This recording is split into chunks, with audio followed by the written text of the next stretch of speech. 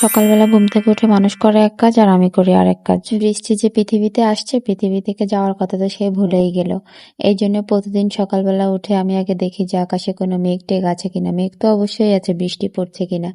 বৃষ্টি যদি না পড়ে আমি তাড়াতাড়ি করে যে জামা কাপড়গুলো ভেজে আছে ওগুলো ছাদে নিয়ে চলে যাই। তারপরেই তো ছাদের থেকে নেমে আমি দেখলাম যে একে একে আমাদের উঠানের কি অবস্থা। উঠানটা তাড়াতাড়ি ঝাড়ু দিয়ে ফেললাম।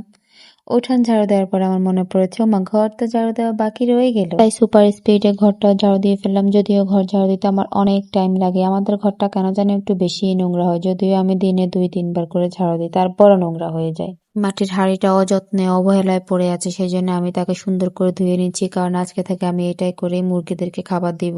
হাঁড়িটা ধোয়া অবস্থায় আমার মনে পড়িল আমি তো ডাল রান্না করব, ডালের সাথে যদি একটু ধনিয়া পাতা দেওয়া যায় তাহলে তো ভালোই হয়।